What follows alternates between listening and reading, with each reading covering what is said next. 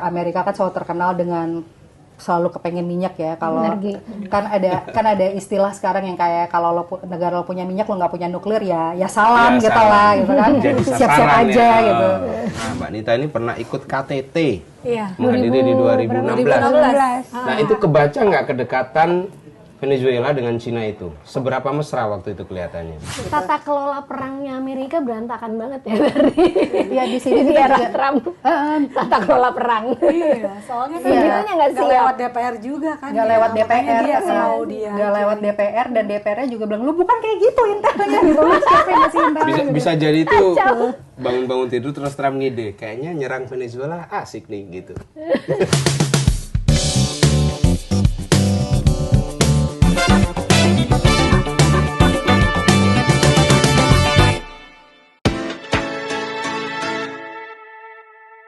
Sahabat Kompas, ketemu lagi di Balik Berita, podcast yang ada di YouTube Harian Kompas. Terima kasih sudah menonton sehingga subscribernya terus nambah. Jangan tinggalkan kami, terus temani kami. Dan kali ini kita akan ngobrolin soal isu dunia, terutama menyangkut dengan Trump dan Venezuela. Kenapa tiba-tiba Trump atau Amerika menyerang Venezuela? Apakah benar di sana ada kartel narkoba yang ternyata nggak jadi? Sebenarnya ada apa? Nah, ini sudah hadir nih dua orang penting di Kompas. Satu Mbak Dana, ini dari Desk Internasional yang beberapa hari terakhir mempelototin berita-berita soal Venezuela. Dan di sebelahnya ada Mbak Anita Yoshihara yang pernah ke Venezuela dan punya cerita-cerita yang menarik. Saya masih ditemani sama Jeng Sari seperti biasa. Kita mulai dari siapa dulu ini, Jeng Sari? Dari Dana dulu Dari dong. Dana Oh, ke dulu. saya kenapa nggak Iya. editornya ini loh. Mungkin bisa di inilah, di spill isu yang paling baru apa tuh soal Trump setelah dia ngaku ternyata nggak ada kartel narkoba di sana. Terus apa yang dicari? Mungkin kita harus runut dulu ya. Kan dia kan menggunakan isu kartel Las Soles ya, kartel matahari itu di Venezuela. Terus menuduh kita juga masih bingung nih untuk menyebutnya nih, Presiden Nicolas Maduro itu apakah dia masih sebagai presiden atau bagaimana? Karena kan sekarang udah dilantik presiden yang baru ya, Delcy Rodriguez, mantan wakil presidennya Maduro. Tapi yang jelas memang dalam sidang pertamanya Maduro yang di pekan ini, nanti sidangnya akan lanjut 17 Maret nanti. Setelah sidang itu ditutup, Amerika kemudian menarik gugatan tentang kartel itu. Karena jadi kan awalnya dibilangin Maduro dan istrinya Silvia Flores itu terlibat dalam kartel matahari. Mereka menggunakan kartel sebagai kaki tangan mereka. Uang kartel itu dipakai untuk tindakan politik, untuk mengintimidasi lawan-lawan politik dan lain sebagainya. Tapi kemudian dicabut. Laporan terbaru mengatakan bahwa ternyata kartel matahari itu sebenarnya cuma istilah slang di masyarakat Venezuela yang untuk aparat yang korup gitu. Memang ada aparat di sana yang korup bermain narkoba gitu, biasalah di bawah tangan. Duitnya dipakai untuk membiayai kebutuhan hidupnya mereka lah, atau kebutuhan politiknya mereka. Jadi karena lambang militer Venezuela itu ada mataharinya, makanya dibilangin kartel matahari. Itu kalau Indonesia tuh sama kayak parcok. Itu kan. Jadi itu bukan partai politik, tapi bisa orang-orang juga itu ada parcok ini kartel matahari gitu kan. Nah, itu terus kalau salah gitu sebenarnya intelnya gimana tuh? Iya, sejak 1970-an perang Vietnam itu dari Pentagon Papers, dalam dunia hubungan internasional tuh Amerika Serikat tuh politik luar negerinya dikenal satu, militernya emang paling hebat, diplomatnya banyak keren, tapi ketika membangun politik luar negeri itu yang berbasis militer itu mereka nggak pernah paham konteks sejarah, konteks budaya, konteks sosial di suatu negara. Makanya contohnya kayaknya Libya, Saddam Hussein, Libya, di Irak, di Venezuela sekarang, di Afghanistan. Waktu itu kan Amerika menyerang Irak dengan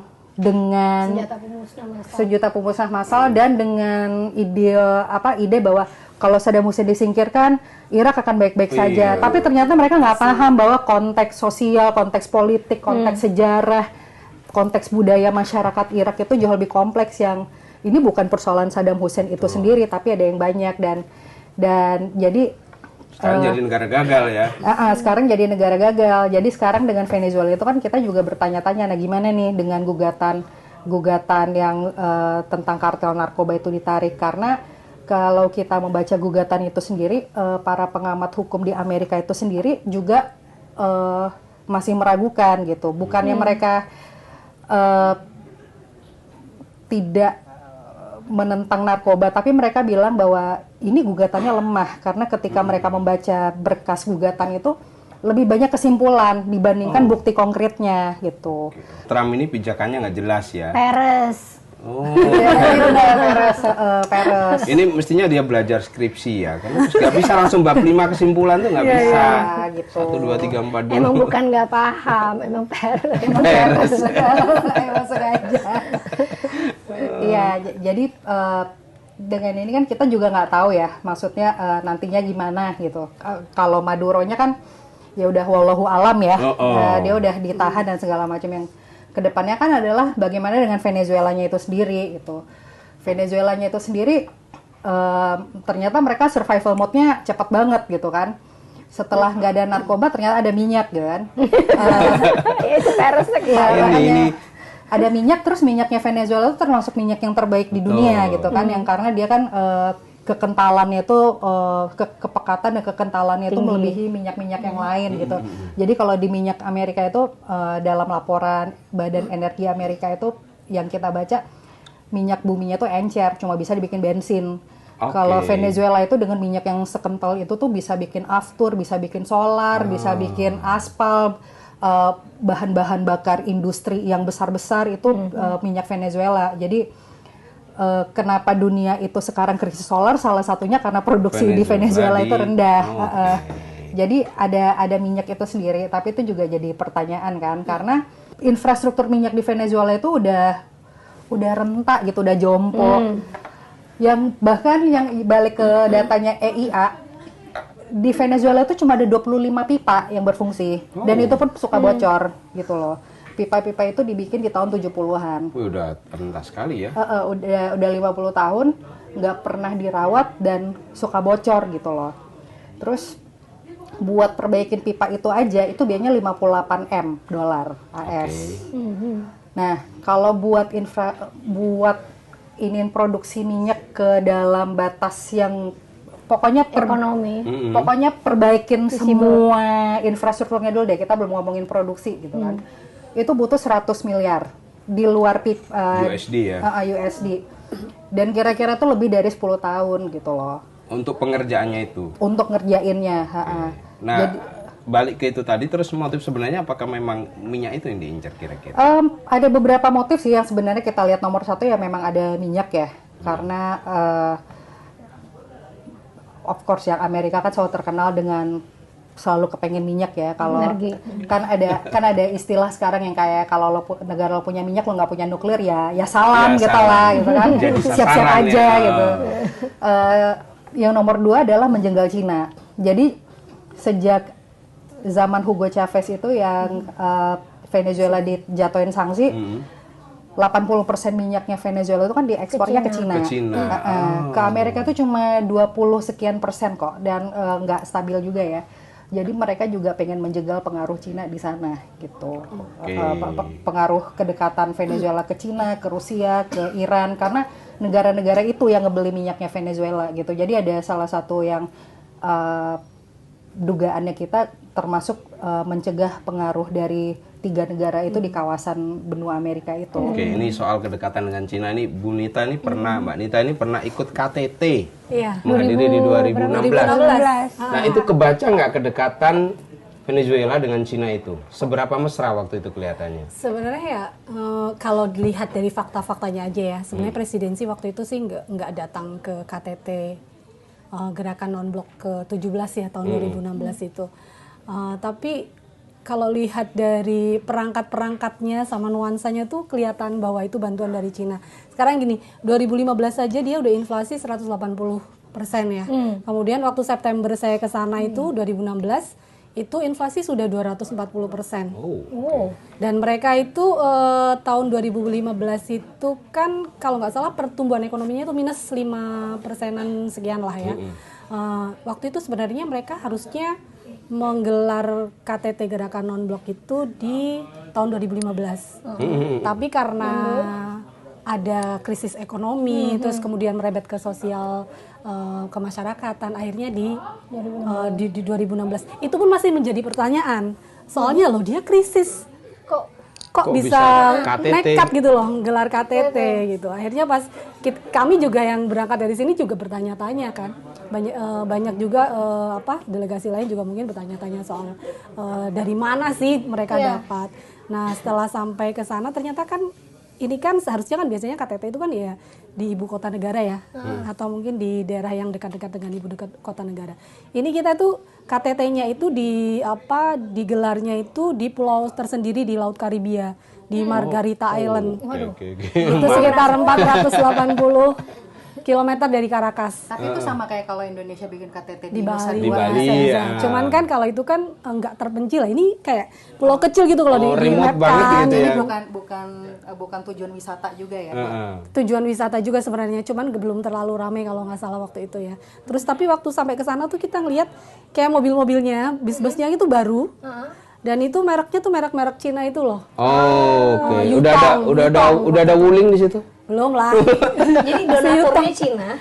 Mungkin seperti itu sebenarnya. Donaturnya Cina. Sponsor utamanya ya. Dong sama Transjakarta kita. Hati-hati nih cermat. Itu mobil Bus baru, bisnya benar-benar baru, Masih Mbak. celing gitu ya? Iya, masih celing itu.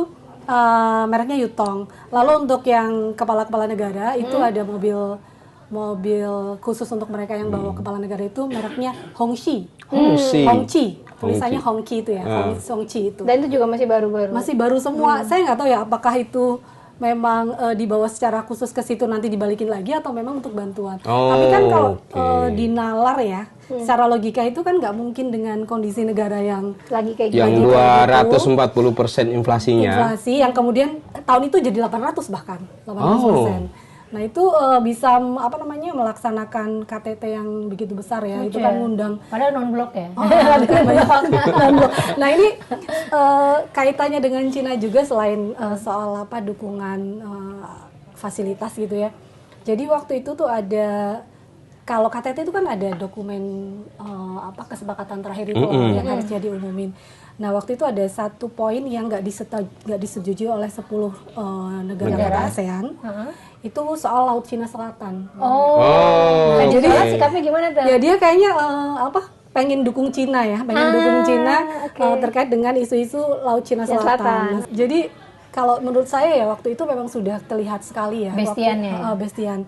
Apalagi kan memang di sana itu kalau menurut orang-orang yang tinggal di sana ya waktu dulu, itu emang minyak itu kayak air aja, nggak ada air kalau di mata air kalau nggak ada harganya.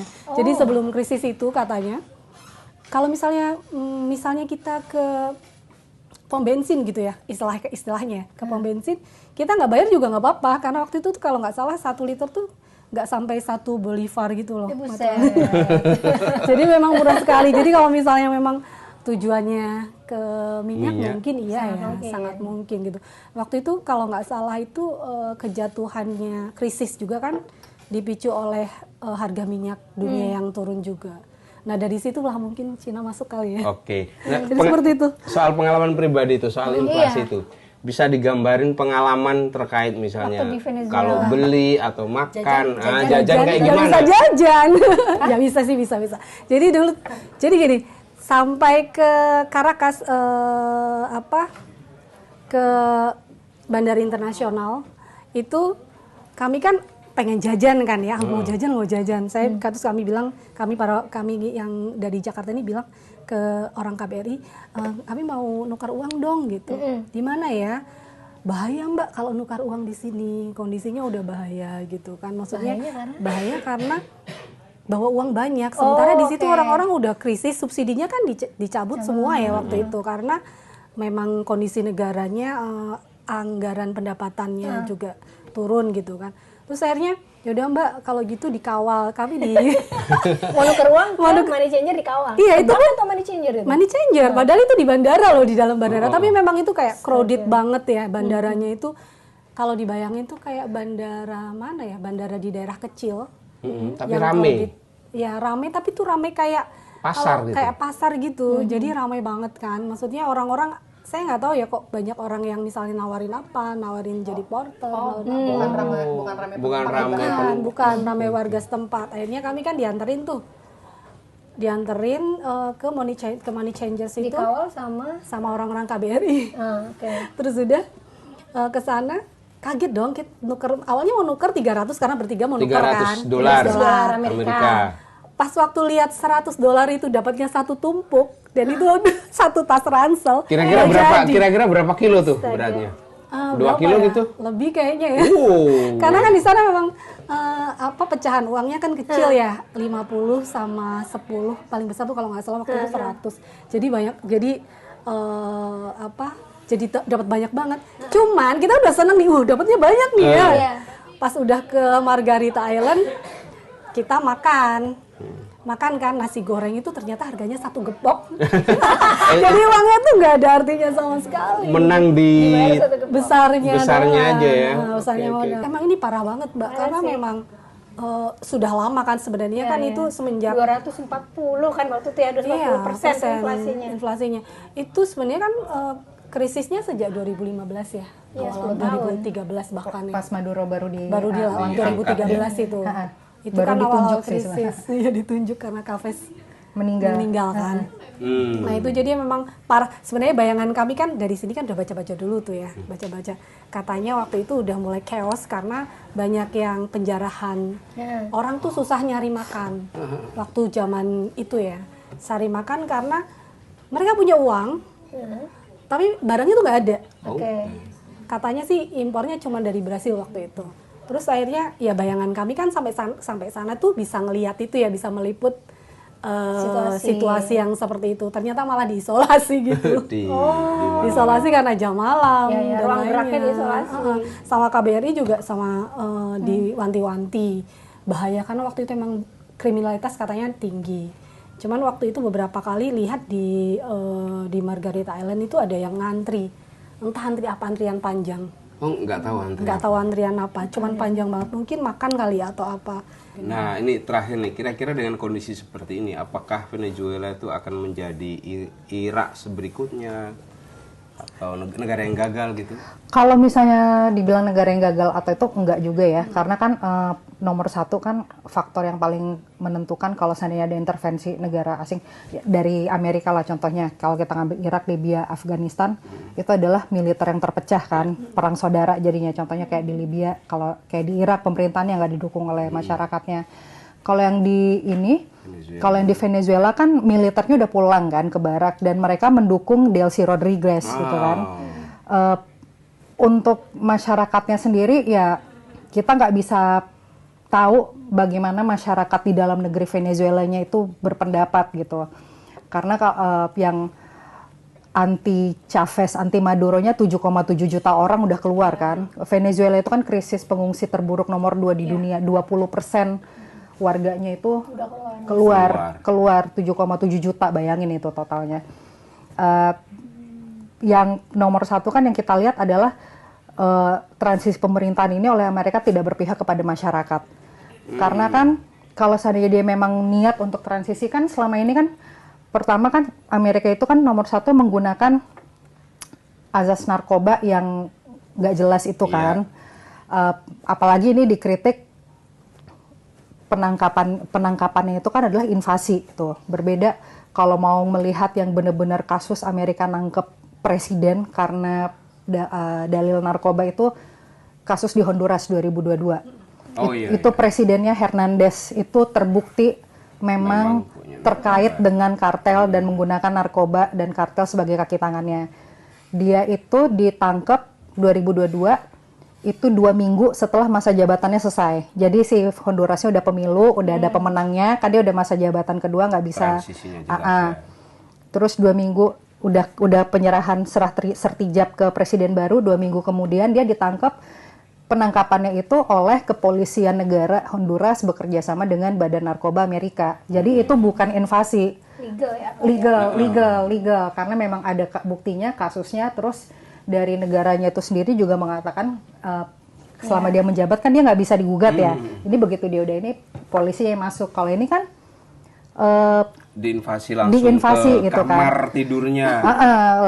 lagi bobo cantik gitu, mungkin lagi maskeran gitu, siapa gitu kan, terus Aku mimpi burukmu. ya bener ya. Terus dalihnya kan adalah karena Amerika tidak mengakui kepresidenan Maduro. Memang dunia tidak mengakui kepresidenan Maduro kan, karena 2024 itu bukan dia pemenangnya. Pemenangnya kan Gonzales yang sekarang ngungsi di Spanyol. Kalau seandainya memang benar adalah untuk mengembalikan demokrasi ke Venezuela dan segala macam, harusnya kan mereka langsung membentuk pemerintahan, menekan Delcy Rodriguez untuk melakukan pemilu gitu kan, membentuk pemerintahan yang baru Menuju gitu kan, transisi, ya. atau ya nggak perlu lagi, justru yang ditekan sama dunia sekarang adalah sebenarnya nggak perlu pemilu, 2024 kan udah jelas siapa yang tinggal balikin aja. balikin kepada presiden pilihan rakyat dong gitu. Ternyata enggak kan, ternyata sekarang yang berkuasa adalah Delcy Rodriguez, dan yang harus diketahui dari mantan Chavista, kan sekarang dibilang mantan Chavista ya kan, sekarang kan adalah era Rodriguez kan, jadi kasihan gitu yang kayak Chavistanya udah tidak relevan dengan kita, Maduro ya sudahlah gitu kan, ya aku bantu dengan doa. Nah, jadi Delcy Rodriguez jadi presiden, ketua DPR-nya Jorge Rodriguez itu kakaknya. Oh, oke. Dinasti politik juga. Oh, iya. Kakaknya. Delcy Rodriguez ini waktu zamannya Maduro yang justru yang bisa dibilang yang tekanan pemerintah terhadap masyarakat yang state sponsored terrorism itu dia otaknya. Makanya dia bilang si Delcy Rodriguez itu kan panggilannya Sarina kan, yang perempuan kaisar kan, karena dia yang sebenarnya yang di belakang Operasi ini juga ya. Ya Maduro kan yang tokoh yang orator yang ininya, tapi dia yang kayak si think tanknya dia dan kakaknya si Jorge Rodriguez. Jadi mereka berempat. Menteri dalam negerinya itu Diosdado Cabello, dia yang membawakan kepolisian, sama menteri pertahanannya si Vladimir Padrino gitu. Jadi mereka berempat ini sebenarnya yang otaknya lah ya. Dan mereka sekarang yang berkuasa gitu loh. Jadi kalau membaca yang media-media Venezuela, media-medianya kasihan deh. Surat kabar acuan itu El Nacional itu 2018 dibredel sama Maduro. Bayangin aja kayak tentara datang kantor kita diusir, gedung kita dipakai buat jadi gedung pemerintah mereka. Knock. Terus mereka online kan sekarang kan. Terus yang baca media-medianya itu yang kayak sebenarnya nggak ada yang berubah sih. Jadi mereka ngomong kayak transisi pemerintahan apa gitu. Iya, karena 4 orang itu tadi kan buktinya tetap masih berkuasa. Masih gitu. Jadi beda kalau kita kan merefleksikannya, contohnya adalah kayak ketika transisi Indonesia reformasi itu kan datang dari kita sendiri gitu kan. Militernya mendukung rakyat kan. Sehingga kita bisa mempercepat dan pemilu. wajahnya baru banget. Wajahnya gitu. baru gitu, emang ada warna baru.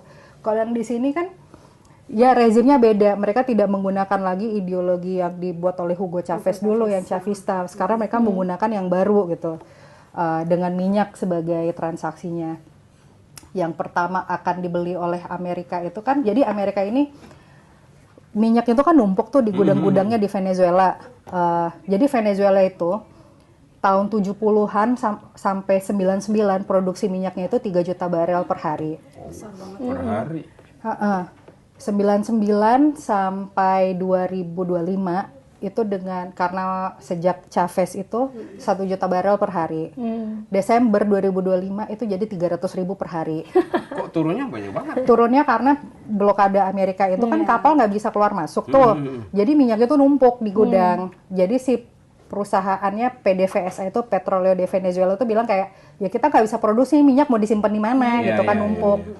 Akhirnya makanya produksinya cuma 300.000 per hari. Nah sama si Amerika transaksinya tuh gini, yaudah gue beli minyak loh, semua yang kita kosongin tuh gudang.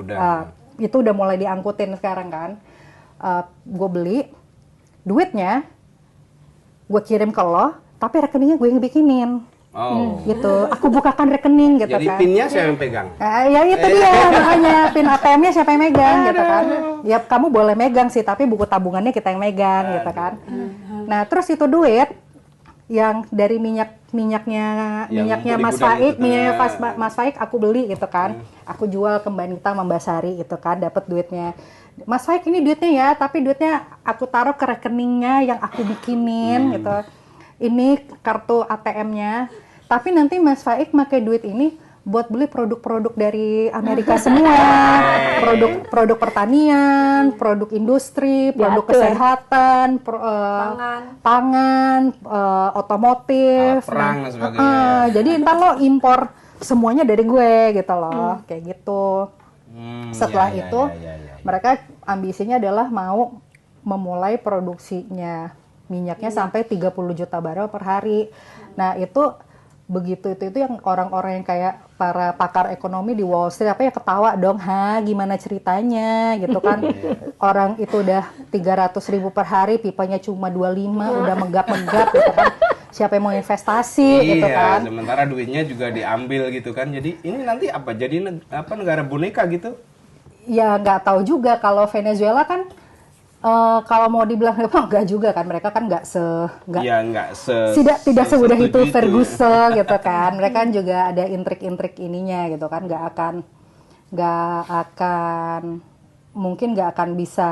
akan bisa menjadi negara boneka itu juga. Orang-orang malah bertanya gitu kan. Yang lucu kemarin itu Menteri Luar Negerinya Amerika Marco Rubio kan dipanggil ke DPR. Jadi DPR itu marah karena invasi perang atau apa kan hanya boleh atas persetujuan DPR kan. Sementara itu backstreet, legislatif nggak tahu. Jadi legislatif mencecar eksekutif gitu kan. Dan bahkan Partai Republik yang merupakan kendaraan politiknya Trump itu marah besar gitu. Mereka bilang kayak ya ini apa gitu kan. Dibilang Trump tidak mendapatkan nasihat politik yang baik. Jadi di Gedung Putih itu Partai Republik itu bahkan bilang kayak siapa sih ini orang-orang yang ngebisikin presidennya gitu. Mereka kayak nggak paham konteks gitu kan. Ini musim nggak ajak-ajak. Dan nggak paham yang kayak nggak ngerti kayak gimana sih sebenarnya soal kedaulatan, soal apa segala macam gitu. Tapi Trump sendiri yang ngejawab kayak saya nggak peduli dengan peraturan internasional gitu kan. Saya suka-suka gue gitu yang saya bisa presidennya kok gitu. Iya, yang bisa menghentikan moralnya saya gitu. Invasinya kayak nggak mateng ya, hitung-hitungan ekonominya juga belum masuk kan. Hitung-hitungan, nah 25 pipa itu belum diketahui waktu sebelum invasi. Iya, udah diketahui oleh EIA, tapi persoalan itu adalah mereka tuh baca apa enggak. Jadi ada satu senator, aduh kenapa aku tiba-tiba lupa namanya. Jadi dia itu adalah ketua Komite Luar Negeri Partai Republik. Jadi dia itu kemarin baru diwawancara sama CNN dan dia marah luar biasa ke Gedung Putih kayak ini gimana sih, ini siapa sih yang menginisiasi yang ngebisikin. Terus juga selain dari itu Trump itu baru mau ngomong ke perusahaan-perusahaan Amerika tuh hari Jumat, which is besok ya kalau waktu Indonesia. Jadi dia baru mau ngomong sama perusahaan Amerika tentang investasi dong ke Venezuela. Ada banyak nih gitu ya. Perusahaan Amerikanya yang lain tuh pada yang kayak, iya apa jaminannya gue bakalan ini. Karena perusahaan Amerika sendiri 2007 kan diusir dari Venezuela kan, yang pas diambil alih sama Chavez kan. Itu mereka tuh yang bertahan tuh cuma Chevron itu dia karena dia mau mematuhi persyaratannya Chavez bagi hasil dan lain-lain. Sisanya yang lain nggak mau ya diusir, asetnya disita semua sama Hugo Chavez. Jadi satu perusahaan tuh ConocoPhillips itu ruginya 10 M USD.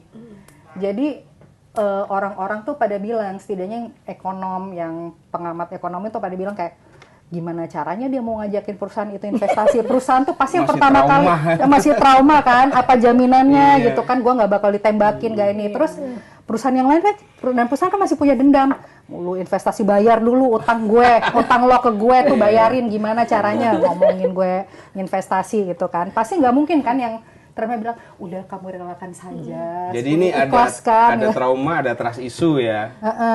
Jadi di situ yang ditanyain yang kayak orang-orang ya akademisi apa yang kayak, gimana ini mau 100 M 10 tahun ke depan di negara dengan krisis politik, ekonomi, keamanan dan sosial gitu, yang kayak gimana gitu. Tata kelola perangnya Amerika berantakan banget ya berarti. Iya di sini di era Trump. Tata kelola perang. Iya, soalnya kan segitunya nggak lewat DPR juga kan. Nggak lewat DPR. Nggak lewat DPR dan DPR-nya juga bilang lu bukan kayak gitu intelnya gitu. Siapa yang masih intel? Bisa jadi itu bangun-bangun tidur terus Trump ngide, kayaknya nyerang Venezuela asik nih gitu. Ntar kita lihat nih Greenland nih. Ya Greenland juga ini ya juga gimana gitu kan. Bahkan ada beberapa dugaan gitu, wah kalau seandainya Amerika keluar dari NATO bubar, Eropa bakal kemana gitu? Apa jangan-jangan Eropa bakal ngedeketin Rusia atau apa? Wah gimana dong gitu kan? Petanya berubah ya. Petanya berubah gitu. Oke. Dan yang paling apes nanti kalau Greenland kan Kanada, kejepit kan dia. Kejepit. Betul posisinya, geopolitiknya susah tuh. Oke, terima kasih Mbak Dana, Mbak Nita, Jensari dan semuanya. Sahabat Kompas, itu tadi obrolannya seru dan kita akan lihat kelanjutannya Venezuela akan seperti apa. Sampai ketemu lagi di Balik Berita edisi berikutnya. Jangan lupa langganan Kompas untuk mengikuti perkembangan berita-berita bermutu, terutama tentang Venezuela. Dah.